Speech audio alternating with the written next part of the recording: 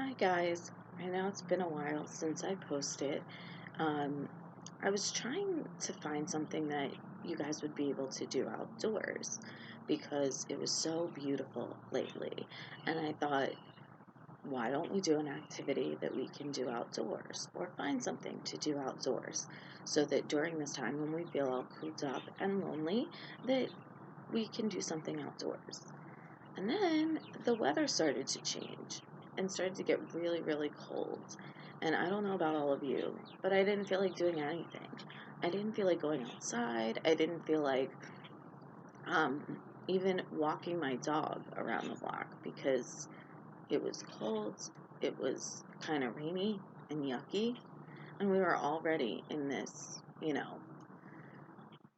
kind of depressing time. But I realized, and the more I thought about it, I realized that that should have been the time when I really decided to go outdoors and do something because we need to keep up the hope somehow.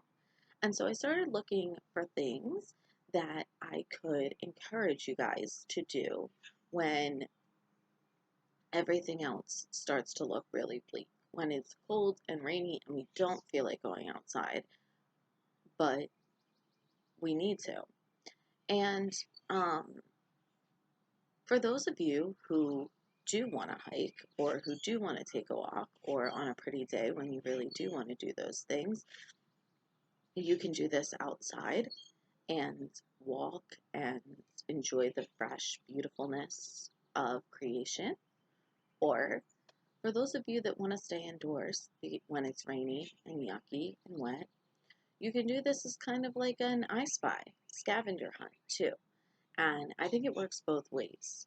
But the important thing to remember as you're doing this is that there's always hope.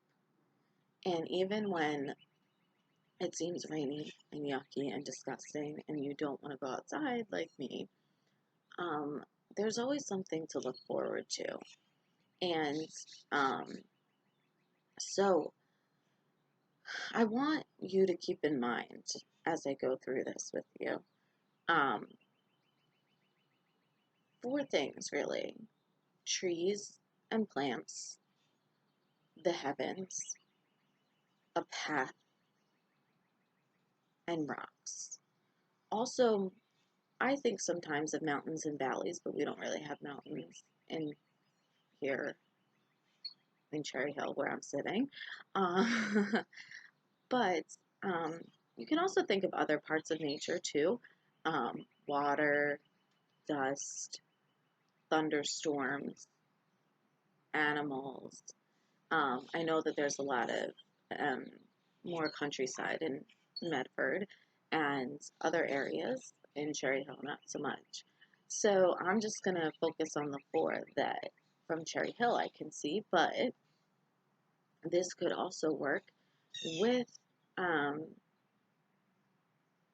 with with other parts of nature, with large horses, with um, large open country, beautiful trees, um, with the water, running water.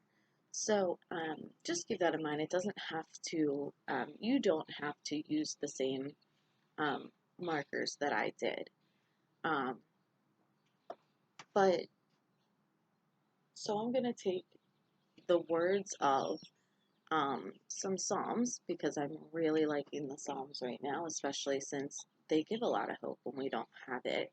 Um, and we're going to go through this. And um, like I said, you're welcome to walk and do this as you walk, or play I Spy, or however you want to do it.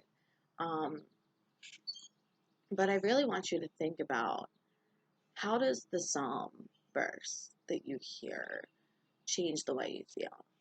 If you're going to take a walk, I would recommend you write the verse down and take it with you, unless you want to carry your Bible with you. If you're going to play I Spy from your house or, walk around your property, then it might, you might want to take it. But Okay, so the first thing I want to talk about are the trees and the plants.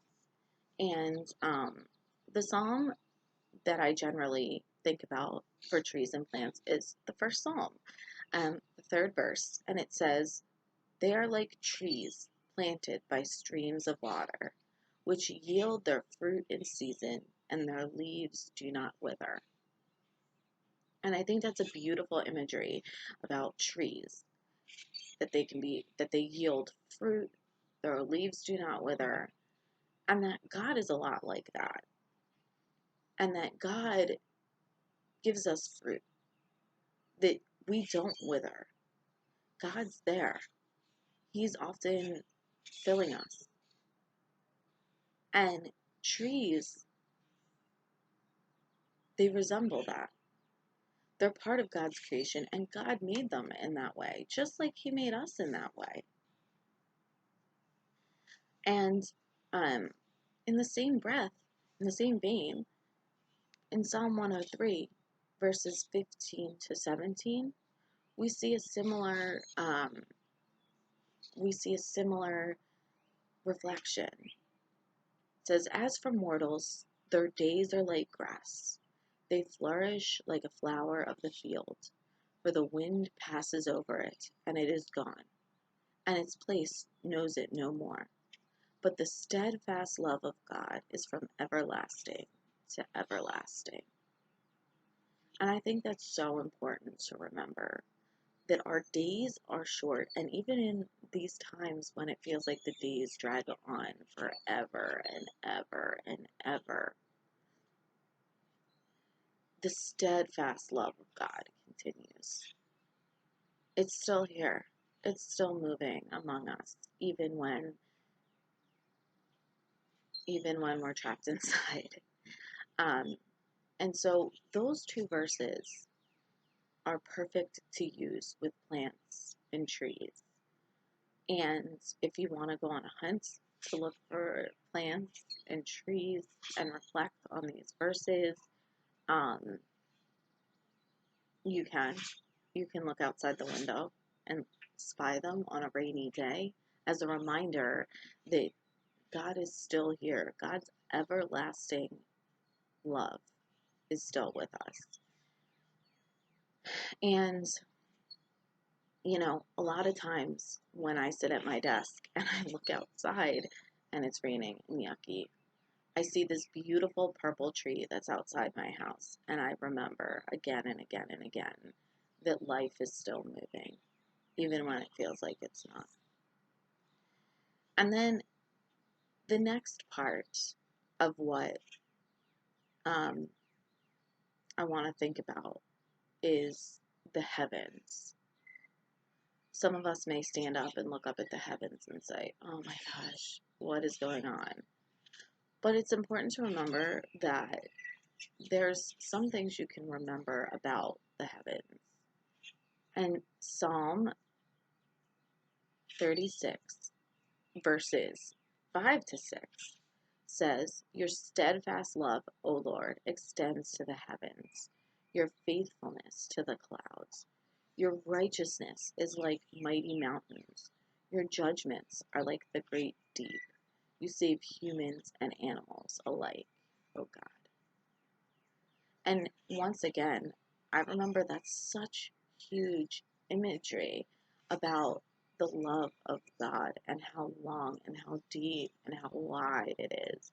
And you can stare up to those heavens and never see the ending. And when you're walking outside and you're enjoying the day, you can look up and know that the steadfast love of God never ends. And Psalm 96 continues on that same path. It says with Psalm 96, 11 to 13, "Let the heavens be glad and let the earth rejoice. Let the sea soar and all that fills it. Let the field exult and everything in it. Then shall all the trees of the forest sing for joy before the Lord." And that verse, once again, really talks about being glad that there's so much to be glad for, that the heavens, the earth, the sea, everything that fills it. Should be full of joy and sing for the Lord. And in a lot of ways, nature does that for us. I know that during this time, I've gained such a new appreciation for the nature and the creation that God has laid before us. And as you're walking, as you're looking outside, take some time to think about these are great and magnificent heavens. God's love extends as big and as deep and as wide as they are, and it extends as far as all creation. That's pretty awesome to think about. For those of you who are walking and you're on a path, or you want to think about the path along your house or down your driveway, or as you're walking down the path, it's important to remember the path of God. And God says in Psalm 17:5, well, David says, but he says this about God in Psalm 17, verse 5. My steps have held fast to your paths. My feet have not slipped. And really, I think that's a testament to our Christian walk, who we are as Christians. We walk in the path of God, and we continue on that path. And it's so important to remember as we're going through this time to keep walking, to keep holding fast to that path that God has before us, even when it seems kind of rocky or unsure. Don't let your feet slip. Keep walking in that direction. Psalm 94:18 also says, when I thought my foot is slipping, your steadfast love, O Lord, held me up. And those two verses go beautifully together. And when you think about walking, or when you're walking, you think about not falling, not slipping. If you're hiking, if you're just walking around your house, you can often think, oh my gosh, what if I fall? What if I slip? But that verse reminds us that we don't need to worry about that, because God's steadfast love is going to help hold us up. When our path is unsure, when we're not sure where we're going or what the ending is going to be or where we're going to end up, God holds us steadfast in his love and keeps us going on that straight path. We don't do it alone. We don't do it by ourselves. We do it with God. And that's really what the journey is about, because the journey is with God. And then I want to share two last verses with you related to rocks, and then we'll tie this all together, because I'm sure you're anxious to get outside and try this. So Psalm 40, verse 2 says, he drew me up from the desolate pit, out of the miry bog, and set my feet upon a rock, making my steps secure. And we all know what rocks do. They're stuck in the ground. Sometimes we bash our foot on them, but they're still.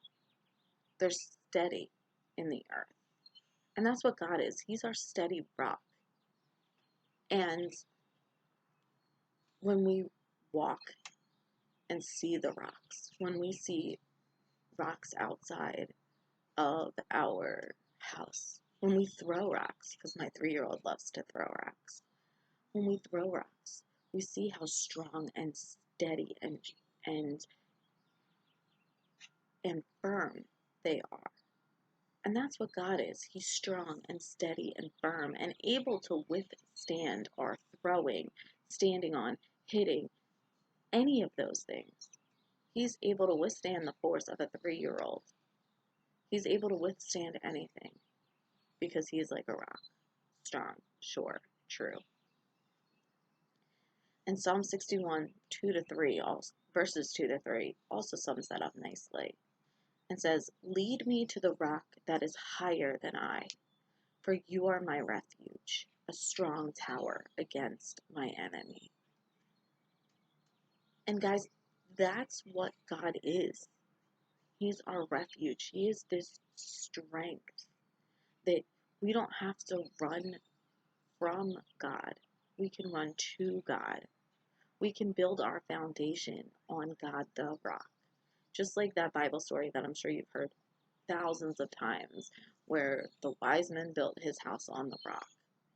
We can be wise men too and build our house on God. Build our house on that strong foundation of rock. And as you walk and take your walk, look at the rocks, see them. They're not just a hindrance in our way, they're God's strong, firm foundation. So I encourage you this week, whether you go outside and do it around your house, or take a walk, or even sit in your house and play I Spy and look for these things outside your window, to take some of these verses that I've said and either put them on a piece of paper or take your Bible with you and mark them, or even just read them and think about them as you walk. Look at the trees and the plants and the heavens and the path that you're walking on and the rocks that you find along the way. And remember that God is in the midst of that, that God gave us something glorious, that God is our hope. And think about how all of these things, all of these God-given creations can be a part of our own journey, our own faith development, as great reminders that God is still here, still caring for us, even now. Thanks, guys. I hope you have a great day today.